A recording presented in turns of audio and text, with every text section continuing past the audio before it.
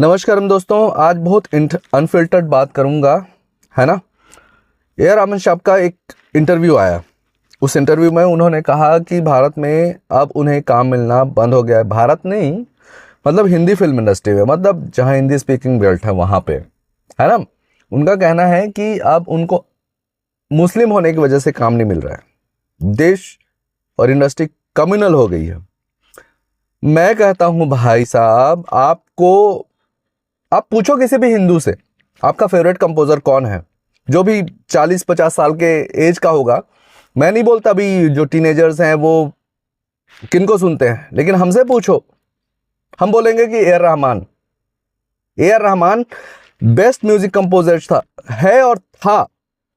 आज भी वो मेरे फेवरेट कंपोजर्स की लिस्ट में है। पर पता नहीं उनको क्या सूझा, बीबीसी एशिया नेटवर्क के इंटरव्यू में उनको जब पूछा गया कि भाई क्यों आपको हिंदी फिल्म इंडस्ट्री में काम मिलना बंद हो गया, वो तो साले हैं ही जो देश के अगेंस्ट खड़े हैं, पर आपसे उन्होंने बुलवा ही लिया, हाँ, कि मुस्लिम होने की वजह से अब आपको काम मिलना बंद हो गया है। आप वही हो भाई जिन्होंने ताल में म्यूजिक दिया, रंग दे बसंती में म्यूजिक दिया, लगान में म्यूजिक दिया, बॉम्बे में म्यूजिक दिया। ये सब किन्होंने बनाए थे भाई? हिंदुओं ने बनाए थे, हिंदुओं की बनाई फिल्में थी। इसके बावजूद आपको लगता है कि अब आपके साथ कम्युनल व्यवहार हो रहा है और आप ठीकरा मर रहे हो मोदी जी पे, है ना। 2014 के बाद, मतलब आपने स्पष्ट कहा ना, स्पष्ट नाम नहीं लिया, लेकिन आपने कहा सत्ता परिवर्तन के बाद तो ये हुआ है। आप कैसे आदमी हो यार? आपको जब इतना प्यार मिला, आपके माँ तुझे सलाम ये गाना आज भी 15 अगस्त 26 जनवरी पर न बजे तो वो कार्यक्रम पूरा नहीं होता। इसके बावजूद आप ऐसा बोलते हो। आपको क्या कमी रही? आपको पैसा नहीं मिला देश से? आपको लोगों का प्यार नहीं मिला? क्या नहीं मिला? क्या ऐसा दिख गया कि आपको ये बोलना पड़ा कि मुस्लिम होने की वजह से आपको काम नहीं मिल रहा है? हैं? भैया, आप मेरे फेवरेट कंपोजर हो और रहोगे, लेकिन आज के बाद मैं बताऊं कि आप एक इंसान के तौर पर मेरी नजर से गिर गए। क्या बताऊं मैं आपको, हैं? दरअसल बात यह है रहमान साहब कि बीते 10 सालों में आपने ऐसा एक भी म्यूजिक नहीं दिया जो लोगों के दिमाग में रह सके, जो लोगों के दिल में रह सके। हैं? क्या क्या मूवी आपने नहीं किया? अरे ऐसे ही अननोटिस निकल गए। किसी तरीके का ध्यान गया लोगों का उसके ऊपर? नहीं गया भाई। कमी अपनी मानो जी, आपकी क्रिएटिविटी खत्म हो गई है।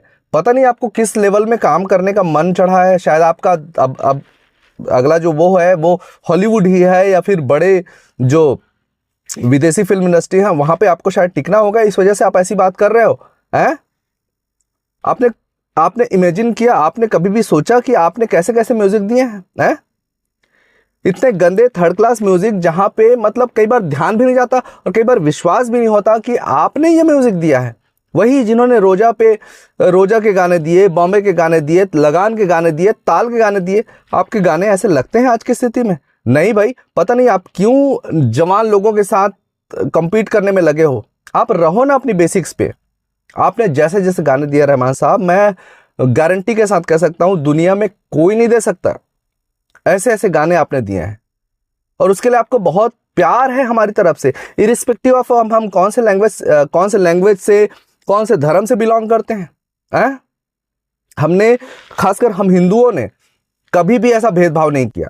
पर पता नहीं आपको किस स्तर पे ये लग रहा है, खासकर तब जब आप इसी रूट से निकले हो। आपका नाम तो दिलीप कुमार था ना। जो भी समस्या रही, जो भी सिचुएशन रही जिसकी वजह से आपने इस्लाम कबूल किया, कभी कोई दिक्कत हुई उसकी वजह से?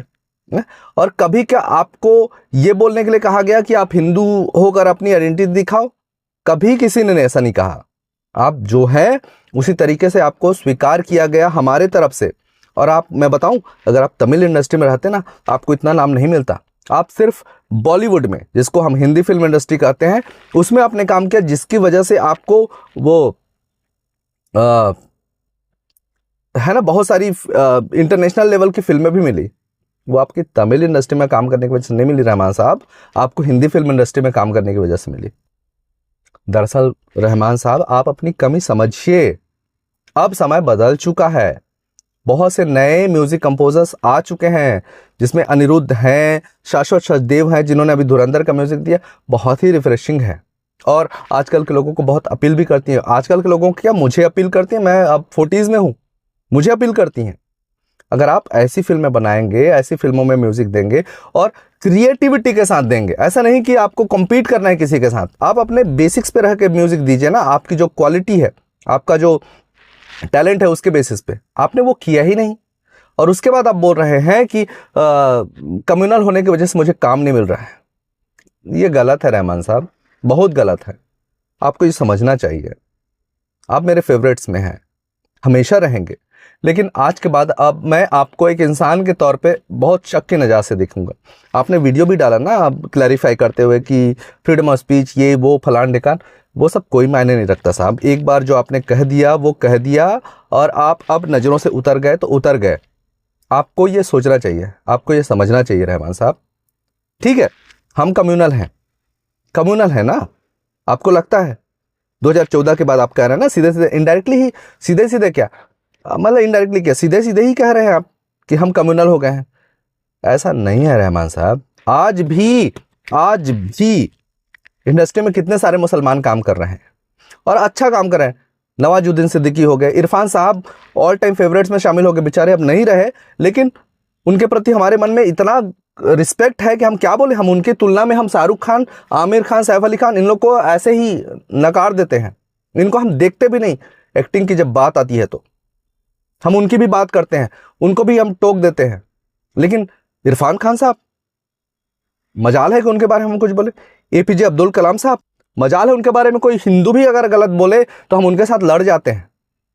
पर आपको क्या लगता है, कम्युनल हो गए हम कम्युनल हो गए हैं ना। गलत फहमी में रहमान साहब, मैं क्या बोलूं, मेरी जुबान लड़खड़ा रही है आपके सामने बोलने के लिए, है आपके लिए ये बोलने के लिए।